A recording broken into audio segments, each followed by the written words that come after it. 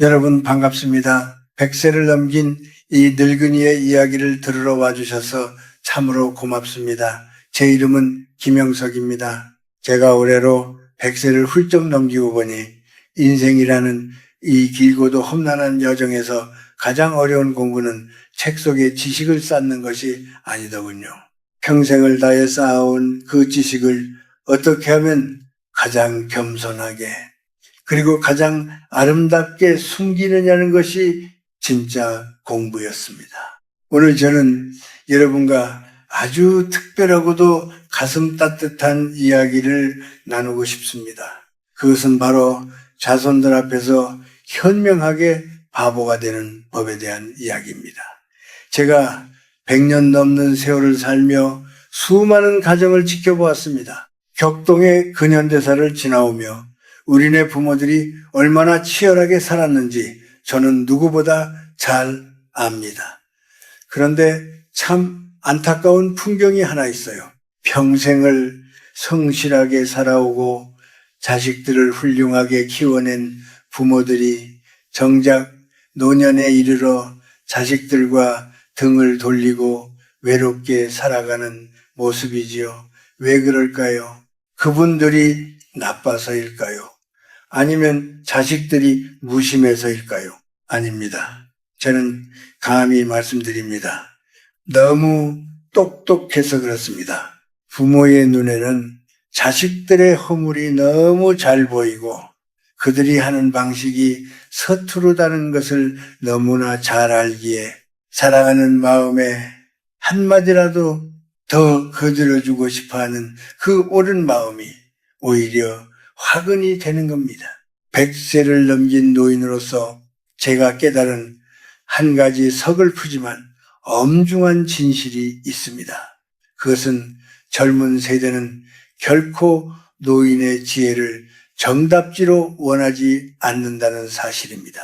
그들이 진정으로 원하는 것은 자신들의 선택을 묵묵히 지켜봐주는 따뜻한 시선이지 내 경험에 의하면 말이다로 시작되는 낡은 교과서가 아닙니다. 지금의 세상은 우리가 젊었을 때와는 비교할 수 없을 정도로 복잡해졌습니다. 경제 구조가 바뀌고 가치관이 변했습니다. 우리가 알던 정답이 이제는 오답이 되는 경우도 허다합니다.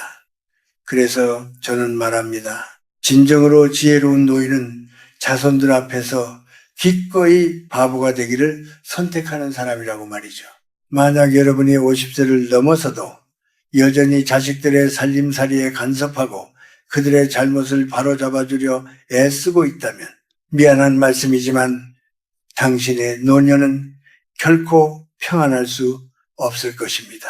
내가 너를 어떻게 키웠는데 이 모양이냐라는 말 한마디가 입 밖으로 나오는 순간 당신과 자식 사이에는 넘을 수 없는 거대한 장벽이 세워집니다. 그것은 사랑이 아니라 집착이며 지혜가 아니라 노역일 뿐입니다.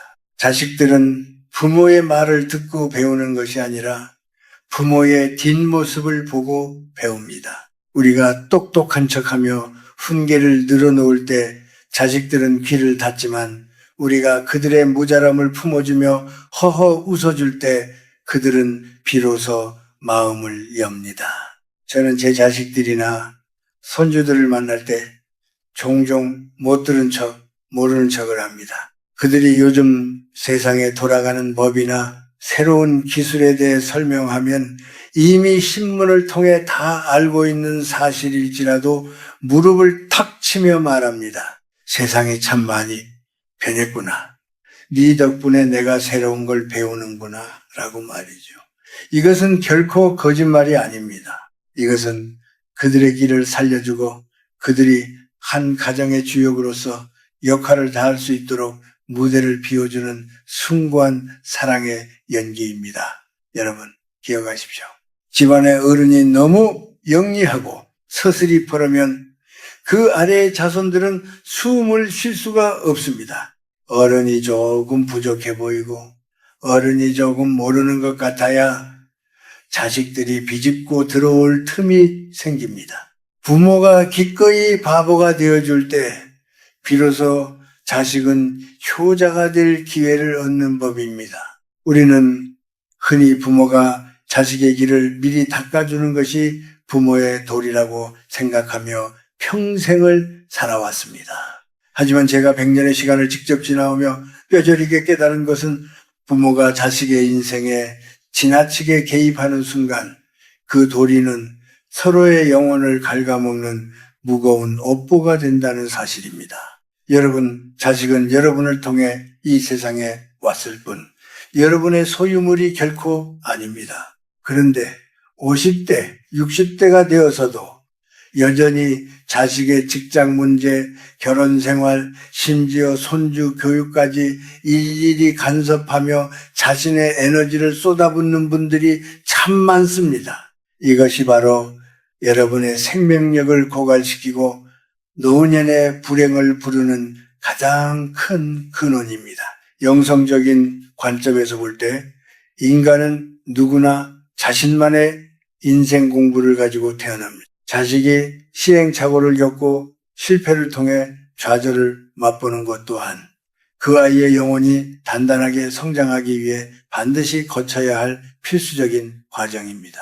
그런데 부모가 내가 다 겪어봐서 안다며 그 소중한 배움의 기회를 뺏어버리면 어떻게 되겠습니까? 자식은 스스로 일어나는 법을 영영 배우지 못하고 부모는 자식의 무거운 인생 가방까지 대신 매느라 허리가 휘고 기력이 쇠하게 됩니다. 이것이 바로 제가 자손들 앞에서 모르는 척하라고 강조하는 이유 중 하나입니다. 한국의 부모들은 유독 자식과 자신을 동일시하는 경향이 세계 어느 나라보다 강합니다. 자식이 잘 되면 내 덕이고 자식이 잘못되면 내 탓인 것 같아 밤잠을 설치지요. 하지만 50세가 넘었다면 이제는 그 감정의 끈을 과감히 놓아야 할 때입니다. 여러분이 자식의 일에 일희일비하며 감정을 쏟는 순간 여러분의 소중한 생명력은 자식이라는 블랙홀로 빨려 들어가 버립니다. 현명한 노인은 자식이 실수하는 것을 보아도 허허 그럴 수도 있지 하며 모르는 채 넘깁니다. 그것은 방관이나 무관심이 아니라 자식의 운명을 존중하는 가장 깊은 수준의 배려이자 신뢰입니다.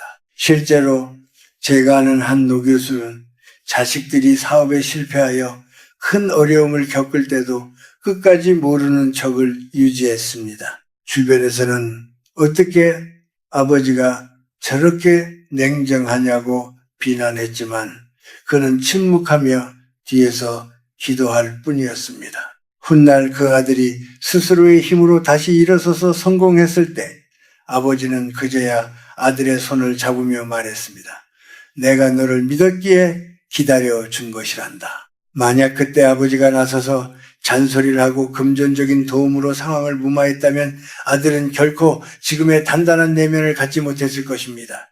여러분, 자식 앞에서 똑똑한 척하며 훈수를 두는 것은 여러분의 에고를 만족시킬 뿐 자식의 인생에는 독이 됩니다. 여러분이 그 봐라, 내 말이 맞지 않느냐라고 말하는 순간 자식의 마음속에는 부모에 대한 존경이 아니라 열등감과 원망이 싹 찹니다. 늙은 부모가 지켜야 할 가장 큰 덕목은 침묵과 기다림입니다. 자식들이 모여 앉아 자기들만의 방식으로 삶을 논할 때 슬며시 자리를 비워주거나 못 알아듣는 척 고개를 끄덕여 주십시오. 요즘 젊은 애들 사는 건 도통 모르겠구나 하고 허허 웃어 넘기는 그 태도가 자식들에게는 가장 큰 심리적 자유를 줍니다. 부모가 바보를 자처할 때 그 가문의 에너지는 비로소 선순환하기 시작합니다. 인생의 가을을 지나 겨울의 초입에 들어선 여러분, 가끔 이런 기분이 들지 않으십니까? 내가 이렇게 정정하고 아직 머리도 팽팽 돌아가는데 왜 아이들은 나를 뒷방 늙은이 취급할까 하는 서운한 말입니다. 명절이나 가족 모임에서 자식들이 나누는 대화에 끼어들고 싶고 잘못된 정보를 바로잡아주고 싶은 욕구가 불쑥 치밀어 오를 때가 분명 있을 겁니다. 하지만 그때가 바로 여러분이 가장 경계해야 할 순간입니다. 내가 내 지식을 뽐내고 하는 채를 하는 그 찰나가 사실은 자식들과의 거리를 수미터나 벌려놓는 순간이기 때문입니다. 우리는 흔히 무시당한다는 느낌에 아주 예민하게 반응합니다. 내가 평생을 어떻게 살았는데 나를 가르치려 드느냐며 불같이 화를 내기도 하죠. 하지만 곰곰이 생각해 보십시오. 그 화는 어디에서 오는 것입니까? 그것은 나의 존재 가치를 자식들의 인정에서 찾으려고 하기 때문에 생기는 갈증입니다. 내가 똑똑해야만, 내가 영향력이 있어야만 대접받는다고 믿는 그 마음이 여러분을 불면과 스트레스로 몰아넣습니다. 100세를 살아보니 비로소 알겠더군요. 노년의 진정한 품격은 대접받는 데 있는 것이 아니라 대접받을 필요가 없는 사람이 되는 데 있습니다. 아는 채는 에너지를 밖으로 쏟아붓는 행위입니다. 50세 이후에는 안으로 에너지를 모아야 건강하게 장수할 수 있습니다. 자식들의 대화가 비논리적이고 그들의 경제관념이 위태로워 보여도 그냥 허허 그렇구나 하고 넘기십시오. 그들이 당신을 세상 물정 모르는 노인으로 여긴다면 오히려 그것을 절호의 기회로 삼으십시오. 그래, 나는 이제 그런 복잡한 세상이란 있고 마음 편히 살려다 하는 태도가 여러분을 모든 무거운 책임과 비난으로부터 해방시켜 줍니다. 이것이 바로 제가 말씀드리는 영적 자유이자 노년의 해탈입니다. 고독은 여러분이 너무 똑똑할 때 찾아옵니다. 모든 것을 비판하고 분석하는 노인 곁에는 아무도 머물고 싶어 하지 않습니다. 반면 조금 모자란 듯 웃어주고 이야기를 잘 들어주는 노인 곁에는 손주들도 모여들고 자식들도 속마음을 털어놓습니다. 여러분이 바보를 자처할 때 역설적으로 여러분은 가족 내에서 가장 강력한 치유 에너지를 가진 존재가 됩니다. 자식들이 사회에서 입은 상처를 들고 부모를 찾았을 때 거기서 또 다른 훈계와 지적을 만난다면 그들이 갈 곳은 어디이겠습니까? 현대사회의 청장년들이 겪는 가장 큰 고통 중 하나는 끊임없이 지적받고 평가당하는 것에 대한 두려움입니다. 자식들도 밖에서는 이미 충분히 지적받고 경쟁하며 피 말리는 삶을 살고 있습니다. 그런 그들에게 부모님 땡만은 내 서툰 모습도 온전히 허용되는 안식처여야 합니다. 부모가 완벽한 정답지를 들고 기다리고 있으면 자식은 그 집 대문을 열기가 두려워집니다. 여러분, 스스로를 너무 다그치지 마십시오. 내가 모르면 자식들이 무시할까봐 겁낼 필요도 전혀 없습니다. 여러분이 가진 진짜 가치는 지식에 있는 것이 아니라 굴곡진 세월을 묵묵히 버텨온 그 깊은 생명력에 있습니다. 그 생명력은 말이 아니라 침묵 속에서 그리고 자비로운 미소에서 뿜어져 나옵니다. 오늘 밤 잠자리에 들어서 생각해 보십시오. 오늘 나는 자식 앞에서 얼마나 바보가 되어 주었는가. 만약 당신이 오늘 자식의 실수를 보고도 눈 감아 주었다면 당신은 오늘 하루를 아주 훌륭하게 보낸 것입니다. 그 눈 감아줌이 당신의 혈압을 낮추고 당신의 심장을 평온하게 하며 결국 당신을 평안으로 인도할 것입니다. 인생의 후반전에서 가장 큰 장애물은 과거의 나와 현재의 자식을 비교하는 마음입니다. 100년을 살아보니 노년의 건강과 장수는 입으로 들어가는 비싼 보약보다 입 밖으로 나가지 않는 말의 절제에서 결정되더군요. 이제 우리는 구체적으로 무엇을 내려놓고 무엇을 지켜야 할지 실천적인 지혜를 모아야 합니다. 먼저 여러분의 언어에서 반드시 버려야 할 3가지 표현이 있습니다. 첫째는 내가 다 해봐서 아는 데입니다. 세상은 빛의 속도로 변하고 있습니다. 여러분의 경험은 귀중한 유산이지만 지금의 자식들이 살아가는 디지털 세상에는 더 이상 유효하지 않은 공식일 수 있습니다. 둘째는 너희들 걱정돼서 하는 말인데입니다. 걱정은 사랑의 얼굴을 하고 있지만 받는 사람에게는 무거운 심리적 부채가 됩니다. 셋째는 나중에 후회하지 말고 내 말 들어라입니다. 후회 또한 자식이 스스로 겪고 감당해야 할 몫입니다.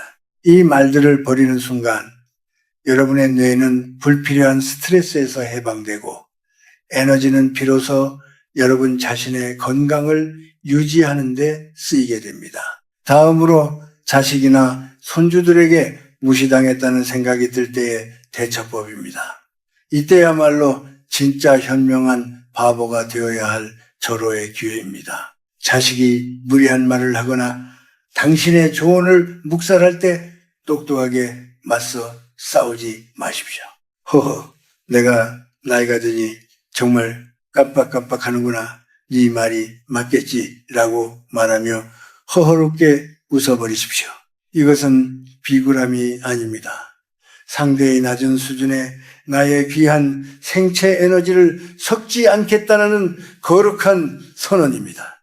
여러분이 화를 내는 순간 혈압은 오르고 기치는 역류하지만 허허 웃으며 넘기는 순간 독소는 몸 밖으로 배출됩니다.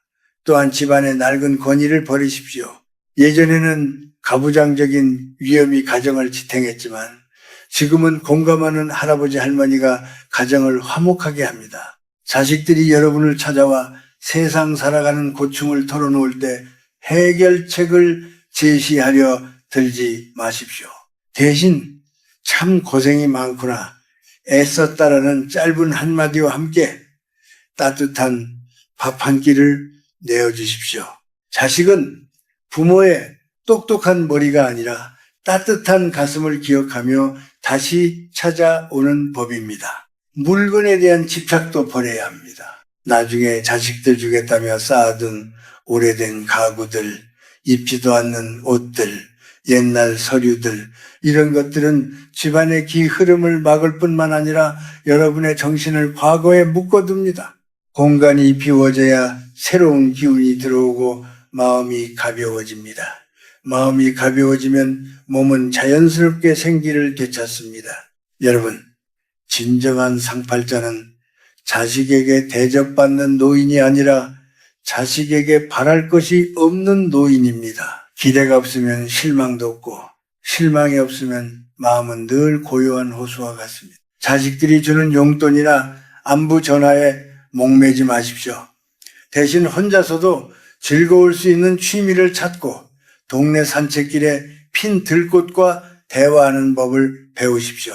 여러분이 스스로 행복해 보일 때 자식들은 비로소 안도하며 여러분 곁으로 다가옵니다. 현명하게 바보가 되어 자식의 짐을 덜어주는 부모, 그 부모의 얼굴에는 세상이 줄 수 없는 평온한 광채가 서립니다. 그것이 바로 장수의 비결이자 중년 이후의 삶을 완성하는 최고의 기술입니다. 인생이라는 긴 강물을 따라 100년을 흘러와 보니 마지막에 남는 것은 내가 얼마나 높이 올라갔느냐가 아니라 얼마나 평온하게 내려놓았느냐는 것이었습니다.